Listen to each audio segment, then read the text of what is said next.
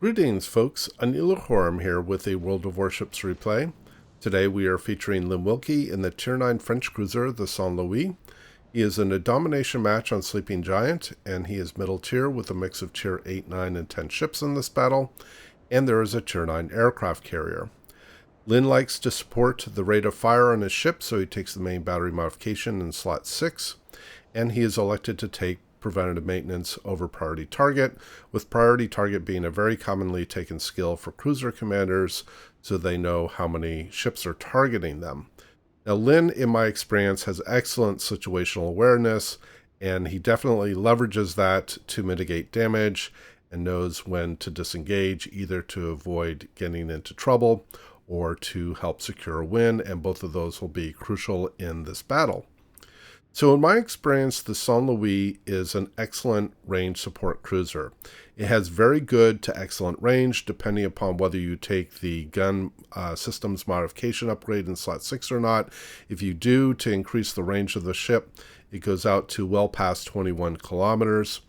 The ship has decent shell ballistics. They're not quite the railguns that you might see among the Soviets or the Germans, but they certainly are playable against larger targets at range. It has a very strong rate of fire, especially obviously with the main battery modification that Lynn has, and it is certainly enhanced by the main battery reload booster consumable that the French ships now enjoy at the higher tiers. All around, it is a very solid DPM ship for its class, and that's certainly what cruisers are centered around, is DPM. Now, in my experience, the chief downsides to the Saint-Louis is that it is relatively fragile, with a very exposed citadel directly underneath the second turret. It can't really bow tank the same way that the U.S. ships can at this tier, or the upper tier German ships can. So it definitely has to be played by and large at range. There are situations where it can close in for the kill, although it does have limited torpedo systems with only 3 torpedoes on each side of the ship. Which is relatively few compared to its peers, or at least to some of its peers, but the torpedo send angles are excellent, basically the best in the game. Lynn has moved to the east side of the map to support taking and holding Delta, and with him detected here not having priority target, he doesn't know how many ships are targeting him, but he has to assume that at any given point, any of these battleships that are on this flank, including this Musashi and Yamato, are going to be firing on him. But he just had a salvo come in from the Yamato. Here comes one from the Musashi. And he is very fortunate to have mitigated both of those salvos, taking what looks like probably just one overpen and racking up 330,000 in potential damage. Trying to support his allied Z-52 here by taking out the opposing Z-52 that's on this flank. The opposing ships are quite heavily rounded up north of the island of Delta, whereas our team now has 4 ships in very close proximity to Delta, or actually in Delta. So we're actually doing a good job on this side, pushing the cap hard. The problem is that, in my opinion, is that the opposing team has considerably larger firepower. Between 3 battleships and 2 high DPM cruisers, they are going to be able to concentrate their fire quite effectively. In fact, what we're going to see here is the Allied Tirpitz, which is now on the southwest corner of Delta, is going to get focused out quite quickly here. You can see a fire coming in from the opposing Worcester. Looks like he's concentrating on that Tirpitz. So the Tirpitz is quite overextended here. You definitely want to, again, have battleships push flanks, but there has to be done with some awareness of the opposing ships that are around you that can focus you. And Lynn is trying to put some pressure on the opposing Worcester to try to get him down as well.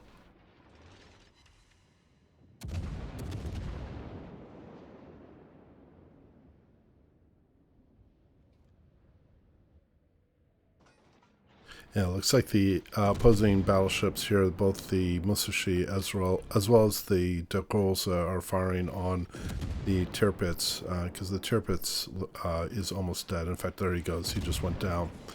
Now, on the west side of the map, our allied, I think it was a Z-46, had successfully taken the Alpha Cap, but the opposing team has pushed in with quite a bit of support and has now displaced the Z-46 and is now taking the Alpha Cap from the allied team. Here the opposing Worcester shows up again.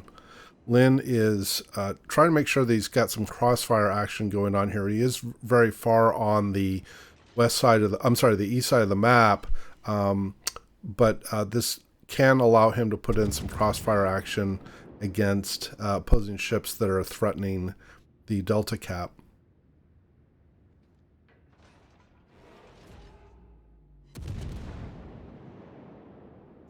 Opposing team has now just secured the Alpha Cap. And both teams are even on ships. The Allied team has a slight lead right now, although quite tenuous. And it's too early at this point to decide that the game is going too strongly one way or the other. Now, what's going to happen here over the next few minutes is Lynn is going to continue to be, or is going to start becoming the attention of these opposing battleships that are on the northeast side of the map, even though there is an allied Ismo that's quite a bit closer to them.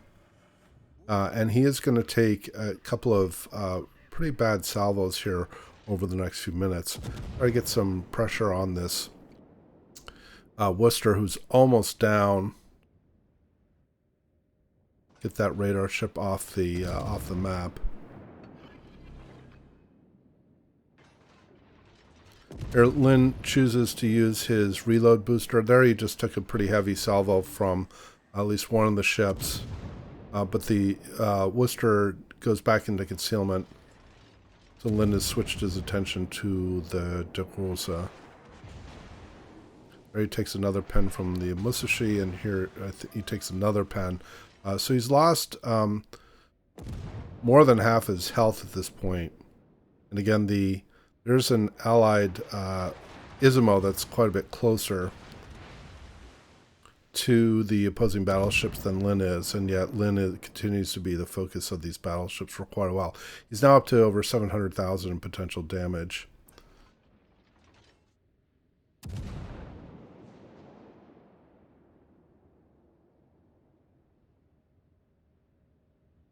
Now, the allied Fletcher needs to be careful here because he's now in range of the opposing Worcester, and in fact it looks like the Worcester has now used radar and is now putting focus on the opposing Fletcher.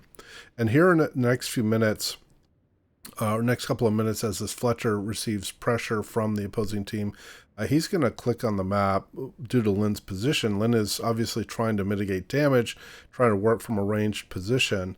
But the Allied destroyer is going to get focused out here, and in fact, there's the ping. Feels like Lynn is not providing adequate support. It's kind of hard.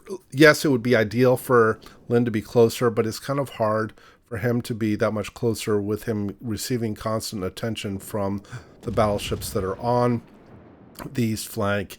And there the opposing Fletcher is taken out, and he's now complaining in chat about Lynn's positioning, but there's not much Lynn could do without being taken out completely.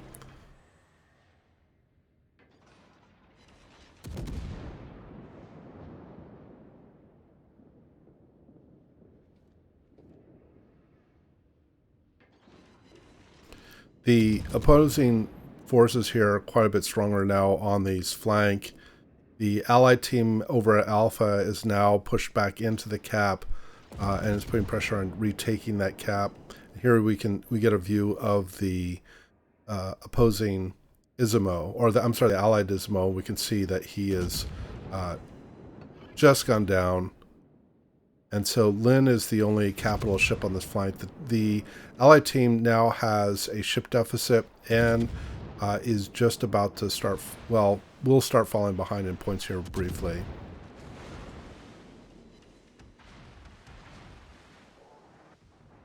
Not sure why Lynn didn't switch to AP here, because the Neptune was quite broadside to him, and I expect that with 2 or 3 citadels, he probably would have been able to take out the Neptune with those salvos that he fired as HE. Maybe he was thinking that the Neptune was too angled to make worth firing AP at that point. I'm not sure.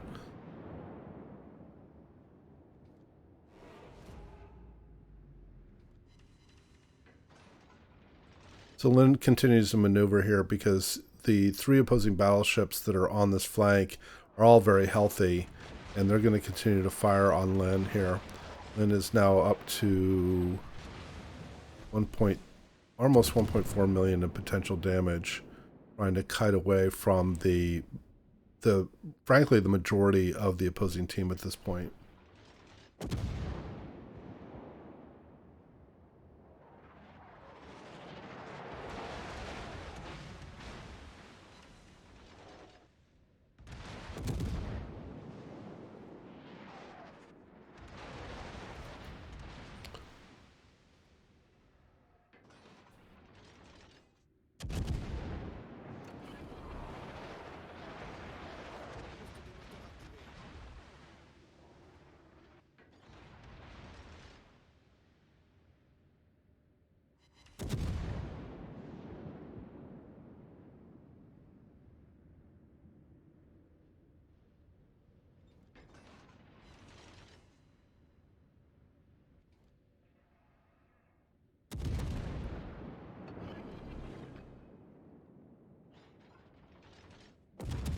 So Lin has used his reload booster again, trying to get some pressure on this opposing Worcester. Again, I'm not sure. Oh, there he does switch to AP against the Worcester for a couple of salvos.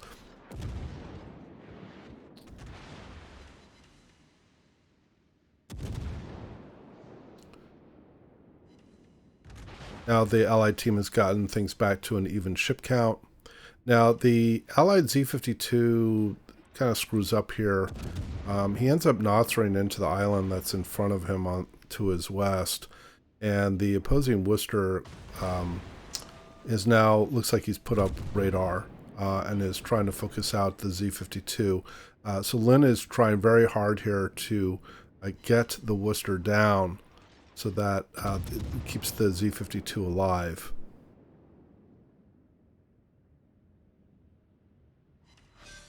And with that salvo, he is able to finish off the Worcester for his first official kill. He's up to almost 2 million in potential damage. He's done 130,000 in damage so far. I think he's trying to come over here to cut off the Neptune and get the Neptune down as well.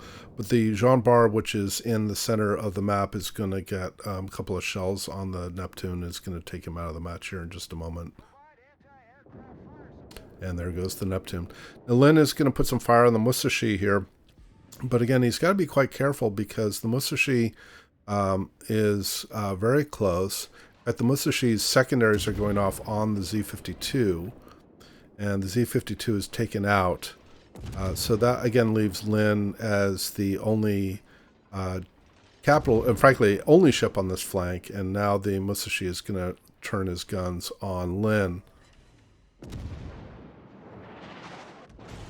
There he takes almost 12k salvo, takes out most of the remaining health. There he is just earned Wither, but he's going to have to turn south here. So this has now become a little more of a north-south type of engagement rather than east-west in terms of the flanks. And Lin is basically the only ship that's on the south side. Now, as luck would have it, the bulk of the opposing team is actually moving north back to cut off ships that are moving up from Alpha and are now about to move into Bravo. So Lin is going to turn around here and look to try to put some fire on the opposing Musashi and do it in a way that will allow him to do it unmolested by the Musashi, because the Musashi is going to be trying to put pressure on the Jean Bar and some of the other allied ships of Lin's that are moving towards the Bravo cap.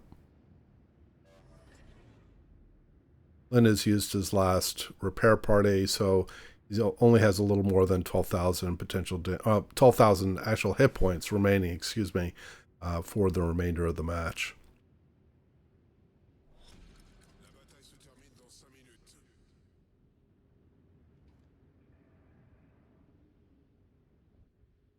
The Jean Bar is taken out. We're now even on the ship count. So this is still anybody's game at this point. The Bravo Cap is being contested by both teams, so neither team has control over it yet.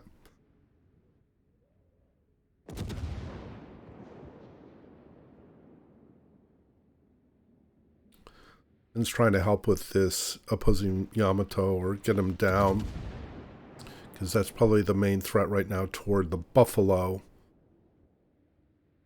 And the Buffalo is taken out by the Yamato. So now Lin's team is now in a ship deficit. They have a slight point lead, but it's very tenuous at this point.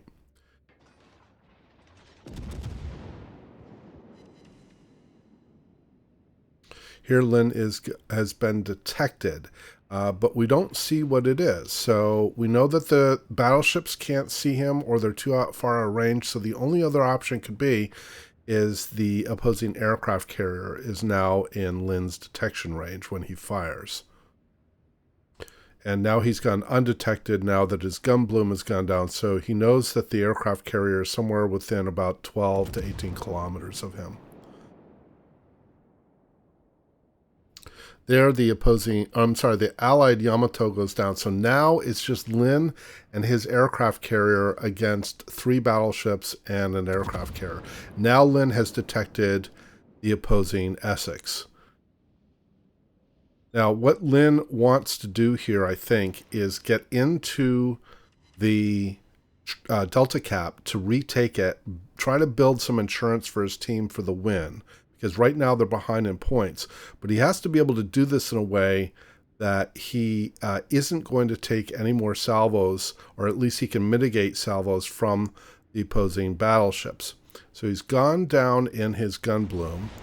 And there he takes a couple more shells from one of the opposing battleships. I'm not sure which one that was, either the Yamato or the Musashi. And he's going to reposition to get behind this island, try to have some reliable cover. The problem is that he's quite close to the opposing aircraft carrier.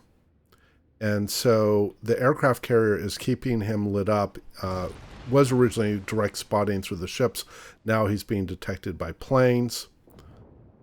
So this is very close at this point. Some pretty desperate blind shots coming in from the opposing De Grosse. Lin has now gone back into concealment. He's got about 10 seconds left before he's got the cap. There's no more speed boosts. So he is still going to be, he's still a quick cruiser, but he doesn't have quite the speed that he would normally have with the speed boost. Now he's got to figure out what is the safest way for him to try to get some distance from the opposing ships and avoid taking damage. Again, he's going to be, if he's going to fire his guns, he's going to be spotted quite reliably. There is the opposing Yamato. The opposing Yamato is very low on health. That would be a very desirable target to try to finish off, to try to, again, build some insurance that he can win the game. There he takes a couple more shells from the opposing Musashi and maybe one from the De Grosse, trying to make sure that he's getting some distance. Since he's going to be detected anyway by planes, he might as well put fire on the opposing Yamato. The carrier is also trying out here to get the opposing Yamato down, but Lin, as luck would have it, does get a shell on the Yamato and takes him out of the match. And there were the last couple of salvos from the other battleships. And Lin is up to a whopping 2,900,000 potential damage, with the last 30 seconds or almost 30 seconds ticking down here. So the only thing he needs to do is just live. He's just got to run. And this is what I meant by his situational awareness. He's just going to not fire his guns at this point. Just run south, get into concealment, and stay out of trouble. The challenge may be the aircraft carrier. If the aircraft carrier sends planes to Lin, that may make him detected and would again make him subject to shots from the opposing battleships.